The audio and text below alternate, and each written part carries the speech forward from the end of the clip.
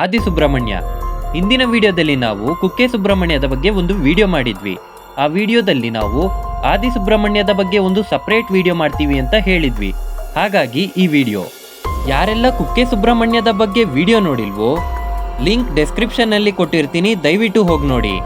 ಯಾರೆಲ್ಲ ಕುಕ್ಕೆ ಸುಬ್ರಹ್ಮಣ್ಯಕ್ಕೆ ಭೇಟಿ ನೀಡಿ ಆದಿ ಸುಬ್ರಹ್ಮಣ್ಯ ದೇವರ ದರ್ಶನ ಪಡೆದೇ ಇದ್ರೆ ಅವರಿಗೆ ದೇವರ ದರ್ಶನದ ಫಲ ಸಿಗೋದಿಲ್ಲ ಅನ್ನೋ ನಂಬಿಕೆ ಕೂಡ ಇದೆ.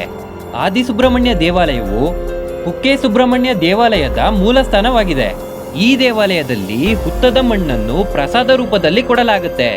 ಇದೇ ರೀತಿ ಇನ್ನಷ್ಟು ಮಾಹಿತಿಗಳನ್ನ ಈ ವಿಡಿಯೋದಲ್ಲಿ ನಾವು ತಿಳ್ಕೊಳ್ಳೋಣ.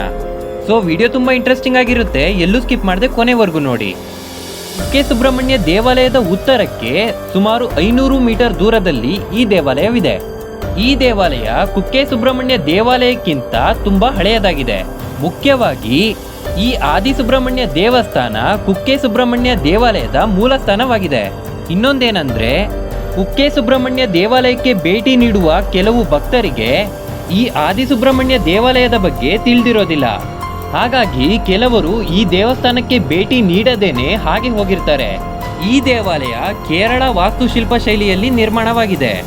ಈ ದೇವಾಲಯದ ಗರ್ಭಗುಡಿಯೊಳಗೆ ವಾಲ್ಮೀಕ ಎಂದು ಕರೆಯಲಾಗುವ ಒಂದು ಹುತ್ತವಿದೆ. ಈ ಹುತ್ತವನ್ನ ಸುಬ್ರಹ್ಮಣ್ಯ ಸ್ವಾಮಿಯ ಮೂಲ ಸ್ಥಾನ ಎಂದು ನಂಬಲಾಗಿದೆ. ಆದಿ ಸುಬ್ರಹ್ಮಣ್ಯ ದೇವಾಲಯದ ಪಕ್ಕನೆ ಕುಮಾರಧಾರ ನದಿಯ ಉಪನದಿಯಾದ ದರ್ಪಣ ತೀರ್ಥವು ಹರಿಯುತ್ತೆ. ಈ ಕ್ಷೇತ್ರದಲ್ಲಿ ಸಂಪೂರ್ಣ ಸರ್ಪಕುಲದ ಸಂಚಲನವಿದೆ ಎಂದು ನಂಬಲಾಗುತ್ತೆ. ಅಷ್ಟೇ ಅಲ್ಲದೆ ಆಗಾಗ ಆದಿ ಸುಬ್ರಹ್ಮಣ್ಯ ದೇವಾಲಯಕ್ಕೆ ಸರ್ಪಗಳು ಬಂದು ಹೋಗ್ತಾ ಇರ್ತಾವಂತೆ. ಸರ್ಪಗಳು ಬಂದು ಹೋಗೋದನ್ನ ಕೆಲವರು ನೋಡಿದ್ದಾರೆ ಕೂಡ. ಈ ದೇವಾಲಯದಲ್ಲಿ ಪ್ರತಿನಿತ್ಯ ವಾಲ್ಮೀಕ ಹುತ್ತಕ್ಕೆ ಪೂಜೆಗಳನ್ನ ಸಲ್ಲಿಸಲಾಗುತ್ತೆ. ಈ ದೇವಾಲಯದ ಪಕ್ಕದಲ್ಲಿಯೇ ಸರ್ಪ ಸಂಸ್ಕಾರ ಪೂಜೆಯನ್ನ ಮಾಡಲಾಗುತ್ತೆ. ಈ ಪೂಜೆ ಮಾಡಿಸೋದ್ರಿಂದ ಸರ್ಪದೋಷಗಳು, ಚರ್ಮ ರೋಗ ಇತ್ಯಾದಿ ಕಾಯಿಲೆಗಳು ನಿವಾರಣೆ ಆಗುತ್ತಂತೆ. ಈ ದೇವಾಲಯದಲ್ಲಿ ಹುತ್ತದ ಮಣ್ಣನ್ನು ಪ್ರಸಾದವಾಗಿ ನೀಡಲಾಗುತ್ತೆ. ಇದನ್ನ ಮೂಲ ಮೃತ್ತಿಕಾ ಪ್ರಸಾದ ಅಂತಾನೂ ಕರೆಯಲಾಗುತ್ತೆ. ವರ್ಷಕ್ಕೊಮ್ಮೆ ಮಾತ್ರ ಈ ದೇವಾಲಯದಲ್ಲಿ ಮೂಲ ಮೃತ್ತಿಕಾ ಪ್ರಸಾದವನ್ನ ತೆಗೆಯಲಾಗುತ್ತೆ. ಪ್ರತಿ ವರ್ಷ ಕುಕ್ಕೆ ಸುಬ್ರಹ್ಮಣ್ಯ ದೇವಾಲಯದಲ್ಲಿ ನಡೆಯುವ ಪ್ರಮುಖ ಉತ್ಸವವಾದ ಚಂಪಾಷಷ್ಠಿ ಉತ್ಸವದ ದಿನದಂದು ಹುತ್ತದಿಂದ ಮಣ್ಣನ್ನು ತೆಗೆಯಲಾಗುತ್ತೆ. ಮತ್ತೆ ಇದನ್ನ ಭಕ್ತಾದಿಗಳಿಗೆ ಪ್ರಸಾದದ ರೂಪದಲ್ಲಿ ನೀಡಲಾಗುತ್ತೆ. ಈ ಮಣ್ಣಿನಲ್ಲಿ ಔಷಧಿಯ ಗುಣ ಕೂಡ ಇದೆ ಎಂದು ಜನರು ನಂಬ್ತಾರೆ. ಈ ಪ್ರಸಾದವನ್ನ ನೀರಿನಲ್ಲಿ ಬೆರೆಸಿ ಸೇವಿಸೋದ್ರಿಂದ ಚರ್ಮರೋಗ, ತೊದಲುವಿಕೆ ಇತ್ಯಾದಿ ಕಾಯಿಲೆಗಳು ನಿವಾರಣೆ ಆಗುತ್ತೆ ಅನ್ನೋ ನಂಬಿಕೆ ಕೂಡ ಇದೆ. ಇನ್ನ ಈ ದೇವಾಲಯದ ಇತಿಹಾಸವನ್ನ ಹೇಳೋದಾದ್ರೆ, ಒಮ್ಮೆ ಗರುಡ ದೇವನಿಗೆ ತಮ್ಮ ತಾಯಿ ಹೇಗೆ ಮೋಸ ಹೋದ್ರು ಎಂದು ತಿಳಿಯುತ್ತೆ. ಸರ್ಪಗಳ ತಾಯಿ ಕದ್ರು ಮತ್ತು ಆಕೆಯ ಮಕ್ಕಳು ಗರುಡ ದೇವನ ತಾಯಿಯಾದ ವಿನತಾದೇವಿಗೆ ನಂಬಿಕೆ ದ್ರೋಹವನ್ನ ಎಸಗಿ ದಾಸಿಯನ್ನಾಗಿ ಮಾಡ್ಕೋತಾರೆ. ಇದನ್ನ ತಿಳಿದ ಗರುಡ ದೇವ ಕೋಪದಿಂದ ಸಿಕ್ಕ ಸರ್ಪಗಳನ್ನ ಹಿಡಿದು ಕೊಲ್ತಾ ಇರ್ತಾರೆ. ಕಡೆಗೆ ಸಿಕ್ಕಿದ್ದೆ ವಾಸುಕಿ.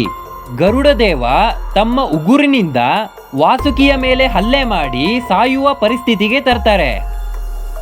ಆಗ ಕಶ್ಯಪ ಪ್ರಜಾಪತಿಯು ಗರುಡ ದೇವನಿಗೆ ಸಮಾಧಾನ ಮಾಡಿ ಕಳಿಸ್ತಾರೆ. ಗಾಯಗೊಂಡಿದ್ದ ವಾಸುಕಿ ಶಿವನನ್ನ ಬೇಡ್ಕೋತಾರೆ. ಪ್ರತ್ಯಕ್ಷರಾದ ಶಿವ ವಾಸುಕಿಗೆ, ನೀನು ಭೂಲೋಕಕ್ಕೆ ಹೋಗಿ ಮಹಿ ನದಿಯಲ್ಲಿ ಸ್ನಾನವನ್ನ ಮಾಡು, ನಿನ್ನ ಗಾಯವೆಲ್ಲ ಆ ಪುಣ್ಯ ನದಿಯ ನೀರು ಸೋಕಿ ವಾಸಿಯಾಗುತ್ತೆ ಅಂತ ಹೇಳ್ತಾರೆ. ಆತಂಕದಿಂದಲೇ ವಾಸುಕಿ, ಗರುಡ ಮತ್ತೆ ನನ್ನ ಮೇಲೆ ಹಲ್ಲೆಯನ್ನ ಮಾಡಿದ್ರೆ ಏನು ಮಾಡ್ಲಿ ಪ್ರಭು ಅಂತ ಕೇಳ್ತಾರೆ. ಅದಕ್ಕೆ ಶಿವ ಹೇಳ್ತಾರೆ, ಚಿಂತಿಸ್ಬೇಡ, ಕೆಲವೇ ದಿನಗಳಲ್ಲಿ ನನ್ನ ಮಗ ಕುಮಾರಸ್ವಾಮಿ ಭೂಲೋಕಕ್ಕೆ ಬರುತ್ತಾನೆ, ಭಕ್ತಿಯಿಂದ ಅವನನ್ನ ಬೇಡ್ಕೋ, ನಿನ್ನೊಡನೆ ನೆಲೆಸಲು ಅವಕಾಶ ಕೊಡು ಎಂದು ಕೇಳ್ಕೊ ಅಂತ ಹೇಳ್ತಾರೆ. ಅವನೇ ನಿನ್ನ ರಕ್ಷಿಸ್ತಾನೆ ಅಂತ ಭರವಸೆಯನ್ನ ಕೊಡ್ತಾರೆ. ಅದೇ ರೀತಿ ವಾಸುಕಿ ಭೂಲೋಕಕ್ಕೆ ಬರ್ತಾರೆ. ಸುಬ್ರಹ್ಮಣ್ಯ ದೇವರಿಗಾಗಿ ತಪಸ್ಸನ್ನ ಮಾಡ್ತಾರೆ. ಸುಬ್ರಹ್ಮಣ್ಯ ಸ್ವಾಮಿಯು ವಾಸುಕಿಗೆ ದರ್ಶನ ನೀಡಿದ ಜಾಗವೇ ಈ ಆದಿ ಸುಬ್ರಹ್ಮಣ್ಯ. ಅಷ್ಟೇ ಅಲ್ಲದೆ ಸುಬ್ರಹ್ಮಣ್ಯ ಸ್ವಾಮಿಯು ದೇವಸೇನರೊಂದಿಗೆ ಮದುವೆಯಾದ ಜಾಗವು ಇದೆ ಅಂತ ಹೇಳಲಾಗುತ್ತೆ. ಕುಕ್ಕೆ ಸುಬ್ರಹ್ಮಣ್ಯಕ್ಕೆ ಭೇಟಿ ನೀಡುವ ಪ್ರತಿಯೊಬ್ಬರು ಆದಿ ಸುಬ್ರಹ್ಮಣ್ಯಕ್ಕೆ ಭೇಟಿ ನೀಡಿ ಅಂತ ಹೇಳ್ತಾ ಈ ವಿಡಿಯೋನ ಇಲ್ಲಿಗೆ ಮುಗಿಸ್ತಾ ಇದ್ದೀನಿ. ವಿಡಿಯೋ ಇಷ್ಟ ಆಗಿದ್ರೆ ದಯವಿಟ್ಟು ಒಂದು ಲೈಕ್ ಕೊಟ್ಟು ನಮ್ಮ ಚಾನೆಲ್ನ ಸಬ್ಸ್ಕ್ರೈಬ್ ಮಾಡಿ. ಇದೇ ರೀತಿ ಮತ್ತೊಂದು ಇಂಟ್ರೆಸ್ಟಿಂಗ್ ಮಾಹಿತಿಯೊಂದಿಗೆ ಹೊಸ ವಿಡಿಯೋದಲ್ಲಿ ಸಿಗ್ತೀವಿ. ನಮಸ್ಕಾರ.